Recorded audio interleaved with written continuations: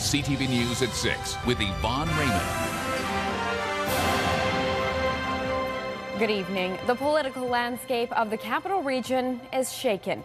Yesterday's municipal elections produced a number of surprises and upsets, with more voters than we've seen in years. From Victoria to Saanich to Nanaimo, incumbent mayors are out, with new faces taking the top spots. CTV's Louise Hartland begins our election coverage. There goes our After 11 months of campaigning and an election closer than anyone anticipated, it took a moment to sink in. Lisa Helps is your new mayor. Done. Former councillor Lisa Helps is elected mayor of the city of Victoria. We did it! We won! It comes down to the mail-in ballots, but in the end, Helps squeaks out a victory, unseating incumbent Dean Fortin by just 89 votes. Ultimately, in the end, there's so many similarities between myself and Lisa. And so, I mean, I had an opportunity to run on my record and say, you know, this is what I have done and here's what we want to do. And then Lisa put forth, you know, her vision.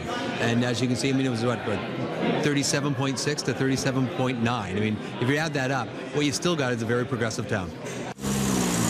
Today, the mayor-elect faces her new reality. 4 years ahead with the eyes of voters closely watching. All the other candidates were saying they were out there talking to voters, out there making sure voters knew what the issues were. And what I said? I'm out there listening. Former MLA and mayoral candidate Ida Chong is a distant third, followed by former journalist Stephen Andrew. Some political analysts say the two chipped away at Fortin's campaign, ultimately helping Helps. He was clearly on the defensive throughout most of the campaign. The Blue Bridge has to be a clear issue that dogged him throughout the campaign. I don't think he gave a clear, convincing answer to enough voters, and he lost by a squeaker. In Nanaimo, another shocker. First-term councillor Bill McKay is the city's new mayor, with incumbent John Rattan a distant fourth. I thought it was going to be a close race right to the very end, and it appears as though a significant majority of the community chose my vision for the community above others. Richard Atwell is looking at Saanich a little differently today, after defeating 18-year veteran mayor Frank Leonard. It was surreal watching it come in, you know. I only decided to run in late August, and so it takes a while to get used to seeing your name everywhere and your face everywhere, and then to have so much support come your way, and then to win it was just over the top. We went to Leonard's campaign office last night. It was empty, an uneaten cake still in its box. Today, Leonard is shying away from the media, but tweets, "Life goes on. I'm very grateful for every day I was mayor." Now at the top, Atwell says the future of the municipality is bright. He says the voters want change, and that's what they got in so many island communities. Louise Hartland, CTV News, Saanich. Voter participation is up in several municipalities this election, with many changes. First-term councillor Lisa Helps unseats Victoria's mayoral incumbent Dean Fortin. The neck-and-neck race came down to a margin of 89 votes.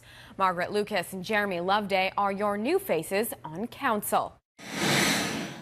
The region's largest district is seeing a new mayor for the first time since 1996.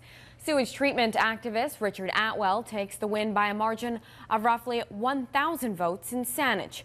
Paul Gerard and Nicola Wade lost their spots on council. Colin Plant and Fred Haynes are your new faces there. In Esquimalt, Barb Desjardins secured herself another 4 years as mayor.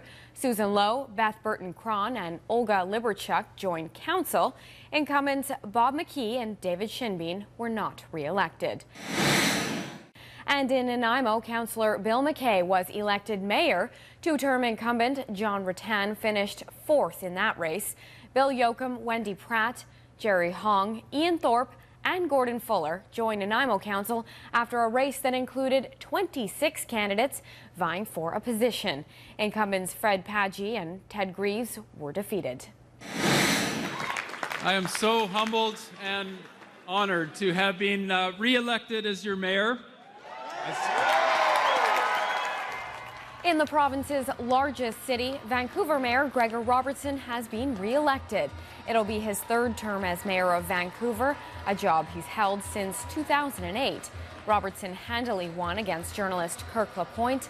Following his victory, Robertson promised to continue to build a green and vibrant Vancouver. To see a full breakdown of election results across the province, visit Civic Info BC's website. That's the link at the bottom of your screen. And a victory for the Amalgamation Yes campaign. 7 of 8 municipalities passed a non-binding referendum favoring amalgamation or a conversation around governance structure.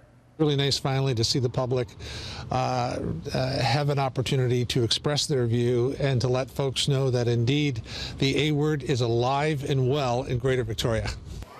Oak Bay is the only one in 8 districts to vote against the idea. The question there asked people if they favored amalgamation into a larger regional municipality.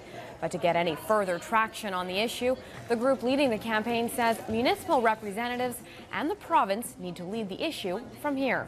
And then hopefully we can look at some amalgamation models, do a regional study, and come back in 2018 with a binding referendum where the people once and for all can put this issue to bed. Metchosin, Souk, Highlands, Colwood, and View Royal did not question its voters on the topic. Meanwhile, one election campaign has ended with an alleged break-in. Victoria mayoral candidate Stephen Andrews' campaign office isn't just cleaning up signs today. Andrews says his downtown headquarters was broken into overnight. He says several items, including a laptop, were stolen. These were items that were donated to the campaign by volunteers, supporters, and it's very disturbing.